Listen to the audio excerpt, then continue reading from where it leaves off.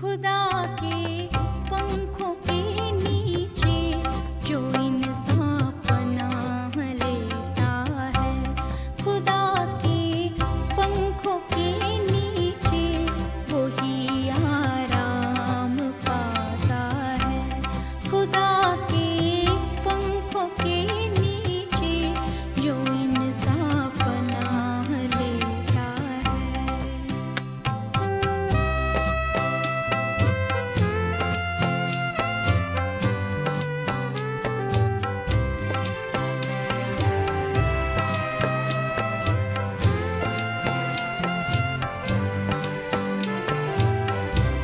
पनाह मेरी खुदावंद है, मैं सबको ये बताऊंगी।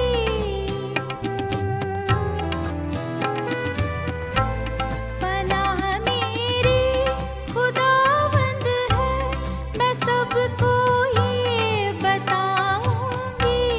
किला मेरा खुदावंद है, किला मेरा खुदावंद है, मैं आसरा उस पे रखूंगी।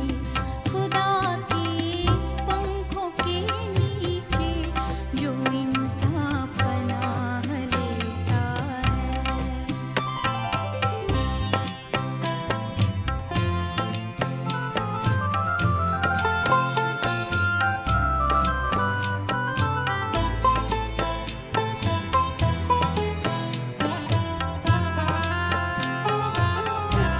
मुसीबत और दुख के दिन खुदा तुझको न छोड़ेगा।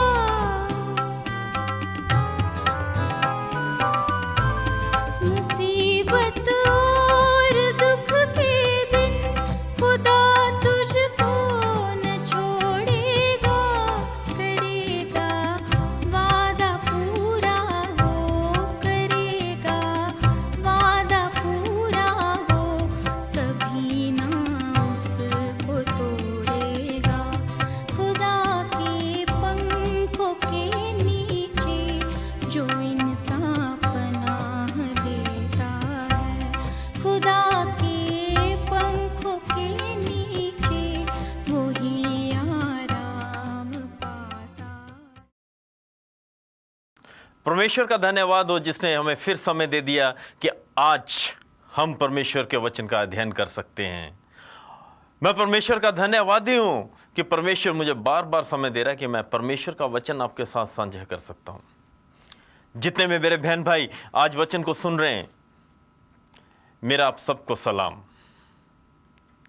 बहनों और भाइयों, आज एक बार फिर मैं आपके सामने उपस्थित हुआ हूँ उससे वही सवाल लेकर जो मैं कुछ दिन पहले से करता आ रहा हूं, जो सवाल लेके हम सब अपना जीवन व्यतीत कर रहे हैं, जिस सवाल पर हम बार बार सवाल किए जा रहे हैं, मैं क्या करूं। जिस सवाल को लेकर हम परेशान हैं, जिस सवाल को लेकर हम विचलित हो जाते हैं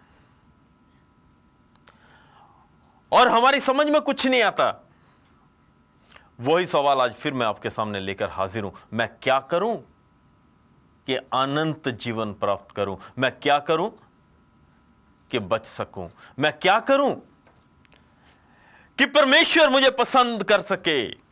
मैं कौन सा ऐसा काम करूं जो अपने बहन भाइयों के लिए, अपने बच्चों के लिए, अपने समाज के लिए और अपने देश के लिए मैं आशीष का कारण हो सकूं। तो अजीजों, परमेश्वर के वचन का जब मैं अध्ययन कर रहा था और इस बात पे विचार कर रहा था, मेरे को एक ही जवाब मिला जो मैं आपके साथ बांटना चाहता हूं, और वो था बेयर मच फ्रूट, ज्यादा फल लाओ।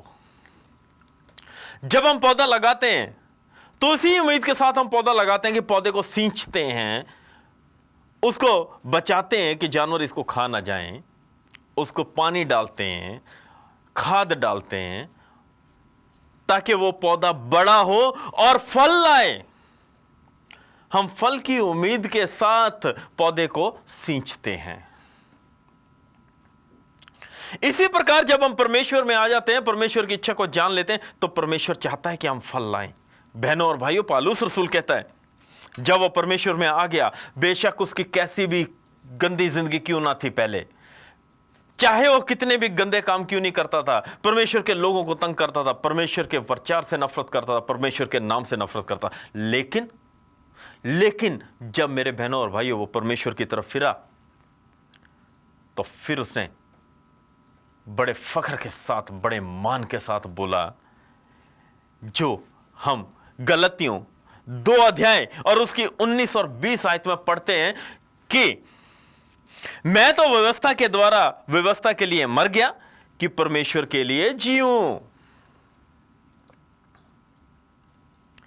जब हम व्यवस्था को जान जाते हैं, परमेश्वर की इच्छा को जान जाते हैं, परमेश्वर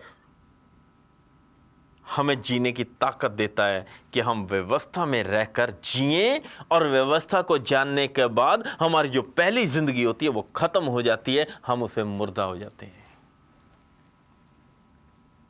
हम व्यवस्था में जीते हैं। और आगे लिख रहा है, मैं मसीह के साथ क्रूस पर चढ़ाया गया, बहुत दुख सहे। पौलुस रसूल ने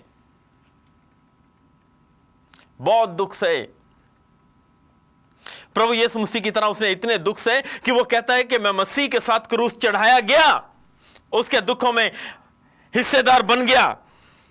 अब मैं जीवित ना रहा, पर मसीह मुझ में जीवित है। पूरे दावे के साथ एक बात कह रहा है कि अब मैं जिंदा नहीं हूं, जो मैं जीवन जी रहा हूं वो यीशु मसीह मेरे में होके मेरे द्वारा जिंदगी जी रहा है। प्रभु यीशु मसीह बाप की मर्जी पूरी कर रहे थे। भाइयों और बहनों, पौलुस रसूल कहता है कि मैं भी उसी दिखाए हुए रास्ते पर चल रहा हूं। जब हम पौलुस रसूल की पत्रियां पढ़ते हैं तो हम महसूस करते हैं कि पौलुस रसूल के दिल पर, पौलुस रसूल की रूह पर कितना बोझ था, रूहों को बचाने का, कलीसियाओं का, अपने बहन भाइयों का। पौलुस रसूल कहता है कि अब मुझ में मसीह जीवित है। भाई और बहनों, मैं आपका ध्यान बाइबल में 2 तरह के लोग हैं उनकी तरफ ले जाना चाहता हूं। मैं चाहता हूं कि हम विचार करें कि हम कौन से ग्रुप में आते हैं। 2 तरह के लोग हैं। एक का जिक्र है लूका रसूल की अंजील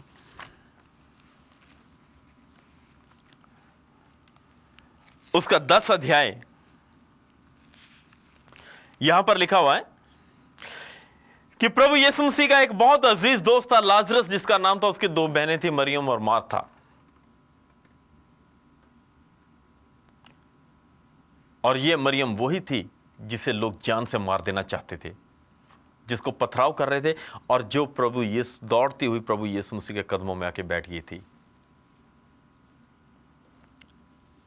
लेकिन जब वो प्रभु यीशु मसीह के कदमों में आके बैठ गई, उसका जीवन बिल्कुल बदल गया।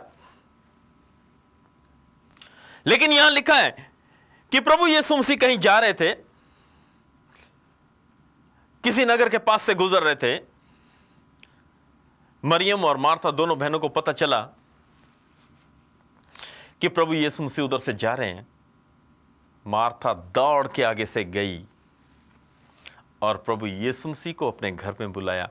और अच्छी तरह हम वाकिफ हैं पूरे वाक्य से कि प्रभु यीशु मसीह जब भी कहीं जाते थे वो अकेले नहीं होते थे, उनके चेले उनके साथ होते थे, वो लोग उनके साथ होते थे जो प्रभु यीशु मसीह के वचन से प्यार करते थे और उपदेश सुनना चाहते थे। इतना ही नहीं, तीसरे तरह के लोग और थे साथ में। वो भी लोग साथ में ही होते थे जो प्रभु यीशु मसीह में दोष ढूंढने की कोशिश करते रहते थे। भीड़ साथ में होती थी। मार्था प्रभु यीशु मसीह को लेकर अपने घर आ गई। जब घर आई तो हम जानते हैं मेहमान नवाजी हमारा कल्चर है, हमारी सभ्यता है। मेहमान घर आते हैं तो हम उसकी मेहमान नवाजी करते हैं।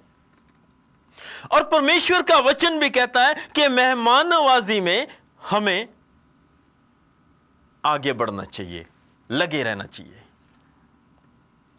जब घर पर मेहमान आ गए, प्रभु यीशु मसीह आ गए, तो मार्था मेहमान नवाजी में लग गई, इंतजाम करने लग गई। मार्था घर में काम करने लग गई, भाग दौड़ में लग गई। लेकिन मरियम प्रभु यीशु मसीह के चरणों में बैठी है। क्यों? क्यों बैठी है? क्योंकि उसका एक ही उद्देश्य था कि प्रभु यीशु मसीह का वो उपदेश सुने। उसके जीवन का एक ही लक्ष्य रह गया था कि जो प्रभु मुझे बोलेगा मैं वही करूंगी और उसके अनुसार अपना जीवन व्यतीत करूंगी।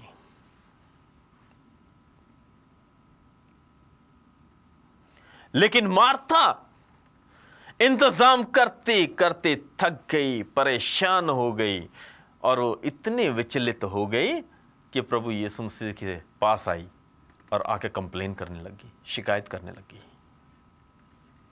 क्या कहती है? बहनों और भाइयों, वही आम शिकायत जो घरों में होती है कि अगर दो बहनें एक घर में हैं, तो अगर एक काम कर रही है तो दूसरी शिकायत करेगी मैं अकेली काम कर रही हूं, दूसरी आराम से बैठी है। और यही हुआ, वो प्रैक्टिकल लाइफ।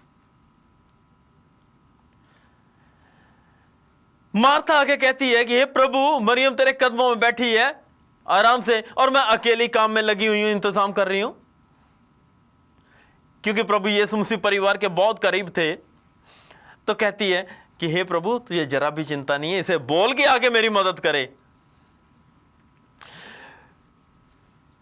प्रभु यीशु मसीह देखते हैं कि कितनी परेशान है मार्था। प्रभु यीशु मसीह मरियम का लगन देखते हैं कि कितने प्यार से, कितनी लगन से वो उपदेश सुन रही है। प्रभु यीशु मसीह समझ जाते हैं कि जिंदगी के लिए क्या जरूरी है। इस चीज को सिर्फ और सिर्फ अभी मरियम ही समझ पाई है। फिर वो मार्था से कहते हैं, मार्था, आए मार्था, तू ज्यादा चीजों के लिए चिंता करती है, ज्यादा बातों की चिंता करती है, लेकिन जो हिस्सा, जो भाग तेरी बहन मरियम ने चुन लिया है, वो उससे कोई छीन नहीं सकता, उससे कोई ले नहीं सकता। और वो हिस्सा क्या था? परमेश्वर की बात सुनना, परमेश्वर की बात को स्वीकार करना और उसके अनुसार अपना जीवन व्यतीत करना, वो जिंदगी बसर करना जो फलदायक है। मार्था, आए मार्था, तू ज्यादा बातों की चिंता करती है। मेरी प्यारी बहनों और भाइयों, अजीजों, विचार करो, हमने कौन सा भाग चुना है? काय की चिंता करते हैं? क्या चिंता करके, फिक्र करके हम कुछ हासिल कर सकते हैं? परमेश्वर के वचन में साफ लिखा कि चिंता करके हम अपनी उम्र का एक दिन ना बढ़ा सकते ना घटा सकते हैं। चिंता से हमें कुछ हासिल नहीं होगा। जिस परमेश्वर ने हमें बनाया है, जो हमें प्यार करता है, उसे हमारी चिंता है और वो हमारी जरूरतों को पूरा करता है। जिस परमेश्वर को हम मानते हैं, वो हमें कभी भी छोड़ता नहीं है। आइए एक और सज्जन का चरित्र हम देखते हैं, जो लूका रसूल की अंजील में ही है, 18 अध्याय में। यहां जिक्र एक धनी व्यक्ति का, बहुत अमीर आदमी, बहुत दौलत है उसके पास। ये सरदार है, आगू है, अधिकारी है। वो प्रभु यीशु मसीह के पास आता है, परमेश्वर को मानने वाला है। प्रभु यीशु मसीह के पास आ रहा है और यीशु से कहता है, यहां 18 अध्याय 18 आयत से आगे देखें तो लिखा है, यीशु से उसने आके कहा कि मैं क्या करूं कि अनंत जीवन का अधिकारी हो सकूं। अनंत जीवन का अधिकारी होने के लिए मैं क्या करूं, यही हमारा सवाल चलता आ रहा था कई दिनों से। तो प्रभु यीशु मसीह उसे क्या जवाब दे रहे हैं? उससे पूछते हैं कि तू आज्ञाओं को तो जानता ही है, व्यभिचार ना कर, हत्या ना कर, चोरी ना कर, झूठी गवाही ना दे, माता पिता का आदर कर। प्रभु यीशु मसीह ने उसे सारी आज्ञाएं याद दिला दी, शरह याद दिला दी। तो प्रभु यीशु मसीह को कहता कि हाँ गुरु, हाँ उस्ताद, ये सब तो मैं बचपन से ही जानता हूं। आज जो मैं बात कहने जा रहा हूं मेरे भाइयों और बहनों, आप इसे प्लीज थोड़ा गौर से सुनना और इस पर ध्यान देना। जो सवाल मैं आपसे करने जा रहा हूं, सोचिए आज्ञाओं को मानने में और आज्ञाओं को जानने में कितना फर्क है। आज्ञाओं को जानने का तब तक कोई मतलब नहीं है जब तक हम उनकी पालना नहीं करते, उन्हें मानते नहीं हैं। और यही हालत यहां इस सरदार की है, इस अधिकारी की है। वो जवाब देता है, मैं तो इन सबको लड़कपन से ही मानता आया हूं, मैं तो इन्हें बचपन से ही मानता आया हूं। ये एक ट्रेडिशन था। तो प्रभु यीशु मसीह उसे कहते हैं कि तुझ में अब भी एक कमी है। मानता तो आया, तुझ में अब भी एक कमी है।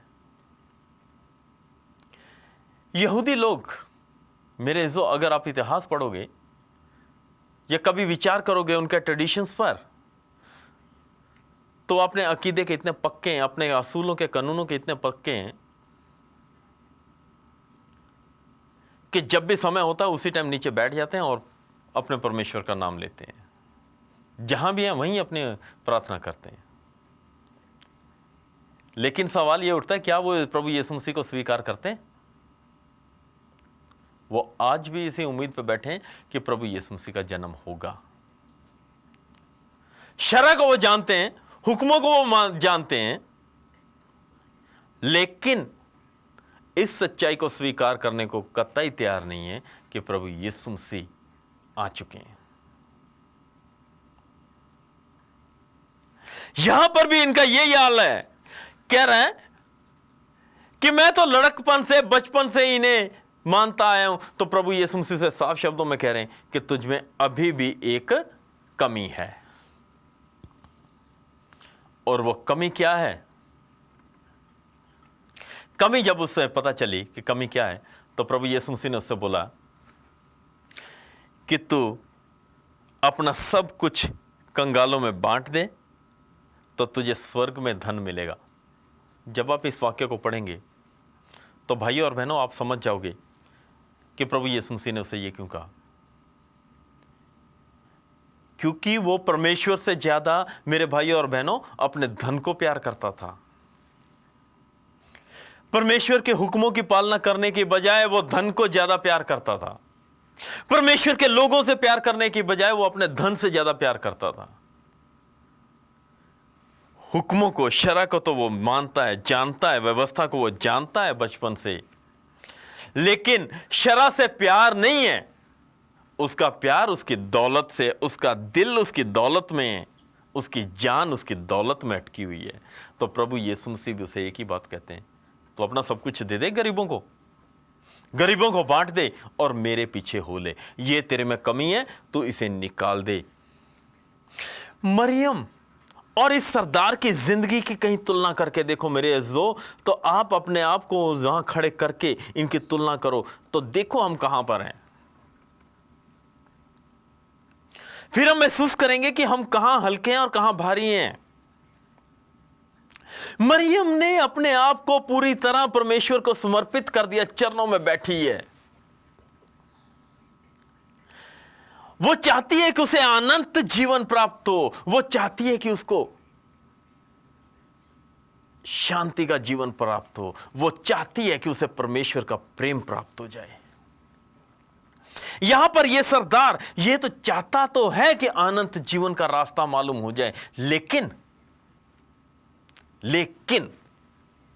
वो अपने धन को नहीं छोड़ना चाहता। जो धन हमारे को स्वर्ग में मिलेगा उसकी कामना कम कर रहा है, और धरती के धन की कामना ज्यादा करता है, जो चंद दिनों का मेहमान है। जो धन हम इस धरती पर बटोरते हैं वो हमारे पास सदा नहीं रहता। प्रभु यीशु मसीह से कह रहे हैं कि तो अपना सारा धन त्याग दे, धन का मोह त्याग दे, धन दौलत दे दे और मेरे पीछे हो ले, जो मैं तेरे को कहता हूं वो मान। तो यहां लिखा उसे बहुत दुख हुआ और वो चला गया, क्योंकि वो बहुत धनी था। आज मेरे जो मैं ये नहीं कहता, भाई और बहनों, ये मत सोचना कि मैं कह रहा हूं कि कमाई नहीं करो। दौलत जरूरी है, अपना गुजर बसर करने के लिए पैसा चाहिए, लेकिन पैसे का लालच, पैसे का लोभ, यह गलत है। हम लोग बहुत ज्यादा प्यार करते हैं पैसे से, वो गलत है, वो ठीक नहीं है। जब हम लालच करते हैं और पैसे का प्यार करते हैं तो फिर हमारे जीवन में कमी आती है। वो ऐसी कमी होती है जो हमारे को परमेश्वर से अलग कर देती है, दूर ले जाती है। हमारी जिंदगी, हमारा जीवन फलदायक नहीं रहता।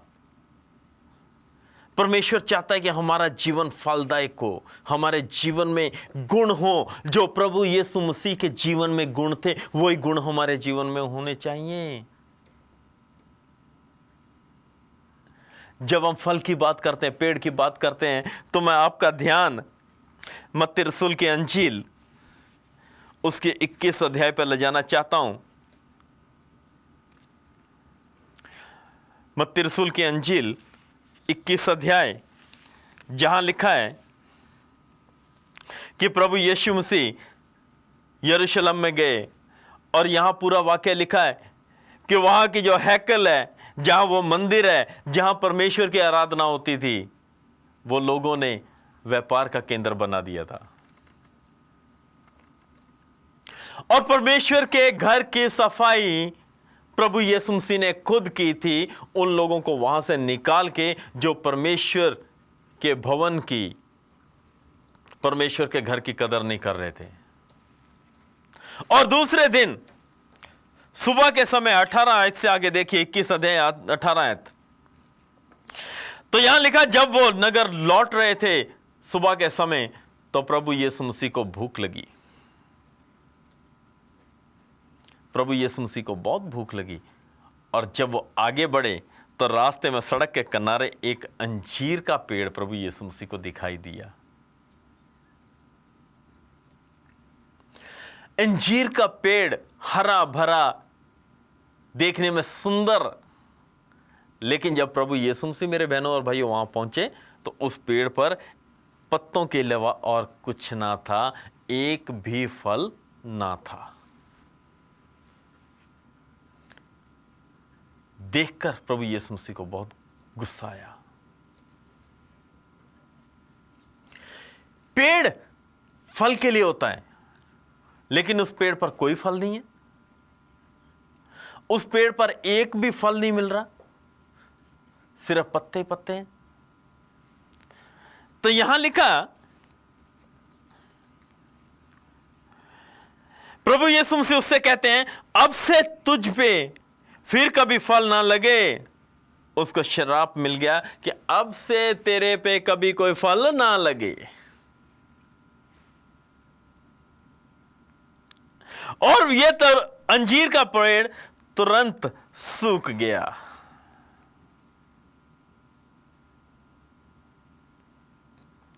हम जानते हैं जो पेड़ फल नहीं देते वो काट दिए जाते हैं, जो पेड़ फालतू होते हैं वो काट दिए जाते हैं, जिनसे कोई लाभ नहीं होता वो काट दिया जाता है।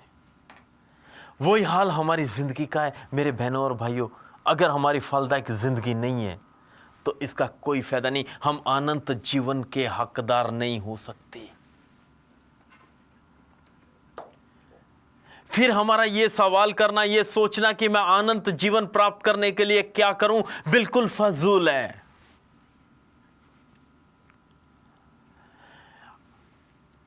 मैं ये कहना चाहूंगा मेरे बहनों और भाइयों, यदि हम चाहते हैं कि हमारे जीवन में सफलता मिले, यदि हम चाहते हैं कि अनंत जीवन की प्राप्ति हो, तो हमारी जिंदगियां फलदायक होनी चाहिए।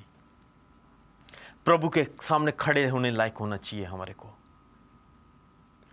प्रभु के सामने इस लायक हम खड़े हुए कि वो कह सकें कि ये मेरे बेटे बेटियां हैं, इनका जीवन फलदायक है, इन्होंने बहुत लोगों को बचाया है। क्या हमारा जीवन फलदायक है? क्या हमने वचन को ग्रहण किया है और अपने परमेश्वर के पीछे हम चलते हैं? अगर नहीं, तो मेरे बहनों और भाइयों, आज भी हमारे पास समय है। परमेश्वर का धन्यवाद करो कि परमेश्वर ने हमें समय दिया है। दुआ करें। स्वर्गीय पिताजी, हम आपका धन्यवाद देते हैं कि आपने हमें आशीष दिए, आपने हमें हमेशा संभाला है और आप चाहते हैं कि हम अनंत जीवन प्राप्त करें। और यह तभी हो सकता है जब हम अपने मुक्तिदाता आपके बेटे प्रभु यीशु मसीह के दिखाए हुए रास्ते पर चलें। स्वर्गीय पिता, हमें हिम्मत देना, इस अंतिम समय में विश्वास देना, ताकि हम प्रभु यीशु मसीह के दिखाए नक्शे कदम पर चल सकें, हमारा जीवन फलदायक हो और बहुत से लोगों के लिए आशीष का कारण हो सके। यीशु मसीह के नाम से मांगते हैं, आमीन।